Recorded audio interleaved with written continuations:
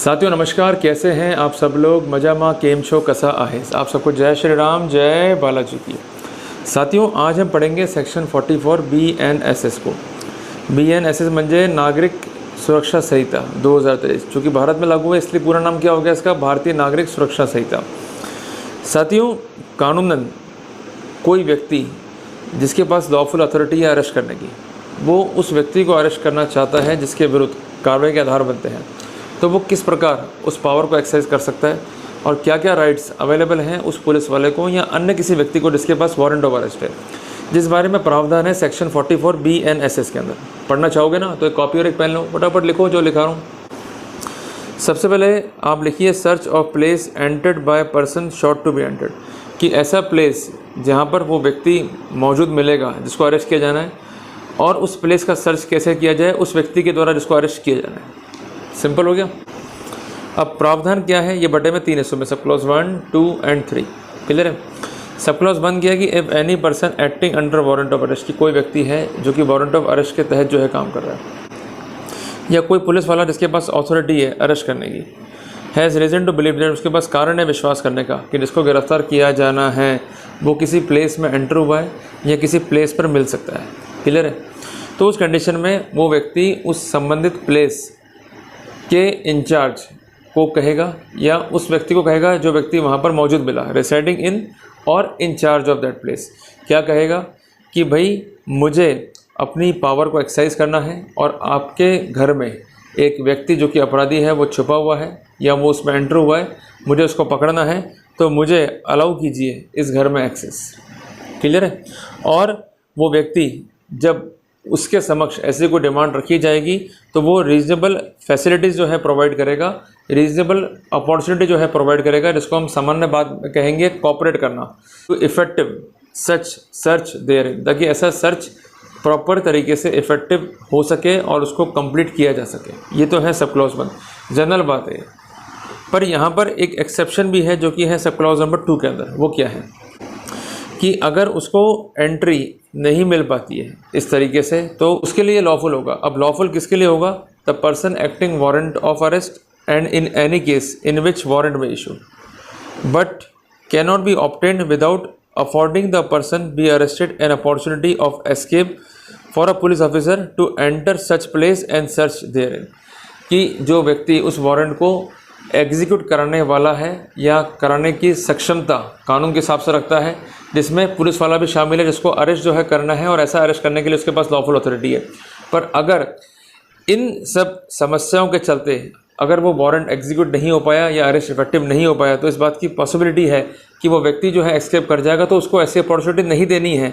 तो वो क्या करेगा, ब्रेक करेगा। क्या ब्रेक करेगा, आउटर और इनर डोर, बाहरी दरवाज़ा या अंदर का दरवाज़ा, विंडो ऑफ हाउस और place, whether that of the person to be arrested और ऑफ एनी पर्सन, ये प्रेमाइसेस उस व्यक्ति की हो सकती है जिसको अरेस्ट किया जाना है या उस अन्य व्यक्ति की हो सकती है जिसके यहाँ पर उसने शेल्टर जो है ले रखी है। If after notification of this authority and purpose and demand of admission duly made he cannot be otherwise obtain admission, कि इस तरह की डिमांड को रेज करने के बाद भी उसको अगर एडमिशन नहीं मिल रहा है तो उस स्नैरियो के अंदर वो 3 राइट को एक्सरसाइज करेगा। वो डोर को ब्रेक करेगा, door means outer door, inner door plus Windows, ताकि वो एफिशिएंटली जो है अंदर एंटर कर सके। और इस संबंध में कार्रवाई से पूर्व प्रॉपर विधिक कार्रवाई करनी होगी। अगर प्रॉपर विधिक कार्रवाई नहीं है, नुकसान प्रॉपर्टी को जो है पहुंचाया जाता है, तो वहाँ पर उस पुलिस वाले पे भी कानूनी कार्रवाई हो जाएगी। तो जहाँ पर अधिकार दी है पुलिस को, वहाँ पर रेस्ट्रिक्शंस भी इम्पोज जो है यहाँ पर की गई है।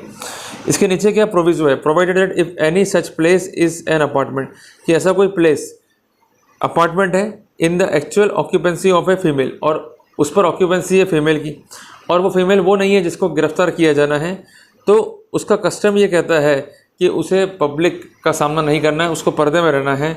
तो उस सिनेरियो में ऐसा पर्सन या ऐसा पुलिस वाला उसको अपार्टमेंट में घुसने से पहले एक नोटिस देगा राइटिंग में, और उसको एक ऑप्शन देगा कि आप इस प्रीमाइसिस को खाली कर दो, हमें पूरा का पूरा प्रीमाइसिस जो है सर्च करना है। अगर आप ऐसा नहीं करोगे तो हमें कानूनन राइट जो है एक्सरसाइज करने पड़ेंगे। And shall afford her every reasonable facility for withdrawing, और उसको अपॉर्चुनिटी देगा विड्रॉ करने के लिए। एंड वो उस अपार्टमेंट के डोर को उसके बाद तोड़ भी सकता है और वहाँ पर एंटर भी कर सकता है। ये भी एक फैसिलिटी जो है दी गई है। बट प्रैक्टिकल वे में देखें तो ये बातें यहाँ लिख दी गई है, पर ऐसा होता नहीं है, क्योंकि पुलिस भी जानती है कि अगर हम अंदर एंटर हो गए, हमने थोड़ा फोड़ी कर दी, तो हमको दिक्कतों का सामना करना पड़ सकता है। ये 3 मामलों में है जो ऑफेन हीनियस नेचर के हैं। टेररिस्ट जो है उस तरह की स्थिति अगर है तो ही ये पावर एक्सरसाइज होती है हाउस ब्रेकिंग वाली। बाकी रूटीन में क्या होता है, पुलिस वाले घर के बाहर आते हैं, गेट खटखटाते हैं और ये कहते हैं कि भाई तुम्हारा नाम सो एंड सो है, तुम बाहर आ जाओ, हमको मालूम है तुम अंदर हो। हसरत पोर्च में जाएंगे, हसरत जो है घर के अंदर एंटर हो जाएंगे अगर उनको गेट जो है खुला दिखेगा। और अगर घर से कोई अंदर आता है तो उससे बहसबाजी करेंगे, उसको चिल्लाएंगे और उसको धमकी देंगे, भाई अगर ये थाने पर नहीं आया तुमको जो है गिरफ्तार कर लेंगे। फिर वापस से आएंगे, फिर ये प्रोसीजर लेंगे, फिर एंड में रिपोर्ट कर देंगे ये मिलता नहीं है, अब हमको प्रॉपर जो है अथॉरिटी दी जाए, वारंट दिया जाए, ताकि हम घर के अंदर लॉफुली जो है एंटर कर सकें, हमें दिक्कतें यहाँ पर नहीं आए। तो ये तो बातें थ्योरेटिकल जो लिख दी गई हैं, पर प्रैक्टिकल वैसा ही होता है जो मैंने आपको बताया। और सबसे इंपॉर्टेंट बात, क्लॉज नंबर 2 का जो प्रोविज़ो है ये बहुत कम देखने को मिलता है, क्योंकि इसमें क्या है कि महिला है, पर्दा नशीन है या पब्लिक को जो है फेस नहीं कर सकती है, तो उसके प्रेमाइसिस में एंटर से पहले उसको नोटिस देना है। नोटिस देने के साथ साथ उसको ये आगाह करना है कि आप प्रेमाइसिस को विड्रॉ कर दो, और अगर वो ऐसा नहीं करती है तो फिर अपार्टमेंट में जो डोर है या विंडोज़ जो है उसको ब्रेक कर पाएंगे और इजीली एंटर कर पाएंगे। ये बेसिक बातें लिखी हुई है।